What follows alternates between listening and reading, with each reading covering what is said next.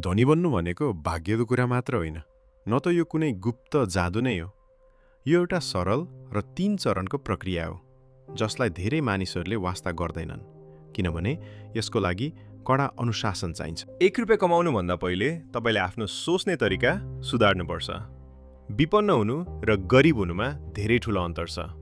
विपन्न हुनु एउटा अस्थायी आर्थिक अवस्था हो, तर गरिब हुनु एउटा स्थायी सोच हो।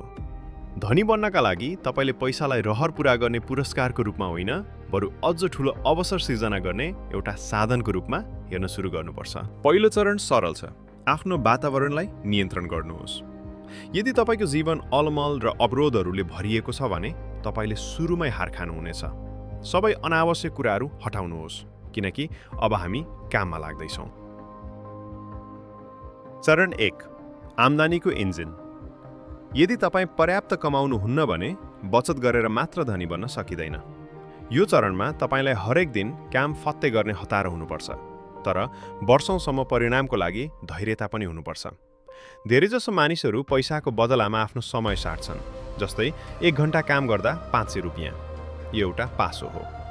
धनी बन्नका लागि तपाईले 80 मिति खोज्नुपर्छ। यो त्यस्तो बाटो हो जहाँ तपाईको थोरै प्रयासले धेरै ठूलो प्रतिफल दिन्छ, जस्तै उच्च दक्षता भएका पेशाहरू, सेल्स वा उद्यमशीलता। तपाईँ आफ्नो काममा यति दक्ष बन्नुहोस् कि कसैले तपाईलाई बेवास्ता गर्न नसकोस्। धनी मानिसहरूलाई उनीहरूको समयको लागि होइन, बरु उनीहरूले दिने परिणाम र लिभरेजको लागि पैसा दिइन्छ। यदि तपाईको काममा लिभरेज, प्रयासभन्दा बढी प्रतिफल पाउने सुविधा छैन भने तपाईले आफूलाई बदल्नुपर्छ। चाहे त्यो नयाँ प्रविधि एआई सिक्ने होस्, कुनै उच्च मूल्यको सिप सिक्ने होस् वा आफ्नै सानो व्यवसाय सुरु गर्ने होस्, तपाईले एउटा यस्तो इन्जिन बनाउनुपर्छ जसले साधारण तलबभन्दा बढी आम्दानी दियोस्। चरण 2, सम्पत्तिको दूरी, द वेल्थ ग्याप। जब पैसा आउन थाल्छ, धेरै मानिसहरू एउटा गल्ती गर्छन्। उनीहरू महँगो गाडी, ठूलो घर र विलासी वस्तुहरू किन्न थाल्छन्। आम्दानीसँगै उनीहरूको जीवनशैली पनि बढ्छ। धनी बन्नका लागि तपाईले बचत, सरप्लसमा चल्नुपर्छ। तपाईको लक्ष्य भनेको आफ्नो आम्दानी र खर्च बीचको दूरीलाई बढाउँदै लैजानु हो। तपाईको स्वतन्त्रता यही दूरीबाट जन्मिन्छ।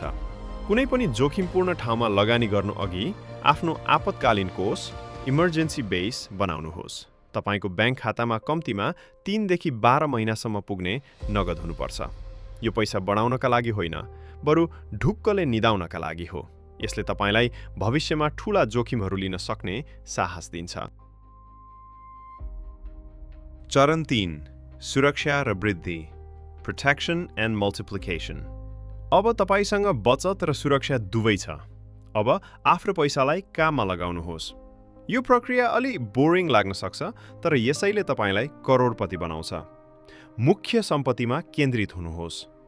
शेयर बजार वा घरजग्गा जस्ता प्रमाणित क्षेत्रमा लगातार लगानी गर्नुहोस्। हिरो बन्ने प्रयास नगर्नुहोस्, बरु निरन्तर लगानी गर्ने प्रयास गर्नुहोस्। यो स्तरमा पुगेपछि तपाईको काम कमाउनेबाट बचाउनेमा परिणत हुन्छ। तपाईले आफ्नो सम्पत्तिलाई 3 वटा कुराबाट जोगाउनुपर्छ: कर, ट्याक्सेस, मुद्रास्फीति, इन्फ्लेसन र अहङ्कार, इगो। आफ्नो बचतलाई यस्तो प्रणालीमा राख्नुहोस् कि तपाईले खर्च गर्ने मौका पाउनु अघि नै त्यो लगानीमा जाओस्। निष्कर्ष, अनन्त चक्र, अन्तिम चरण भनेको यो चक्रलाई जारी राख्नु हो। धन कमाउनु कुनै अन्तिम गन्तव्य होइन, एउटा प्रणाली हो। जब तपाईँ आर्थिक रूपमा शान्त हुनुहुन्छ, पैसा तपाईको मालिक होइन, बरु एउटा नोकर बन्छ। एउटा यस्तो साधन जसले तपाईलाई आफ्नो मूल्य र उद्देश्य अनुसारको जीवन बाँच्न मद्दत गर्छ। आफ्नो सोच बदल्नुहोस्, आफ्नो क्षमता बढाउनुहोस् र आफ्नो बचत जोगाउनुहोस्। धनी बन्ने तरिका यही नै हो। यदि तपाईँ यी चरणहरूको विस्तृत जानकारी चाहनुहुन्छ भने हामीलाई सब्स्क्राइब गर्नुहोस्, जिज्ञासाहरू कमेन्ट गर्नुहोस् र हाम्रा अरू भिडियोहरू फलो गर्नुहोस्। आजैबाट सुरु गर्नुहोस्।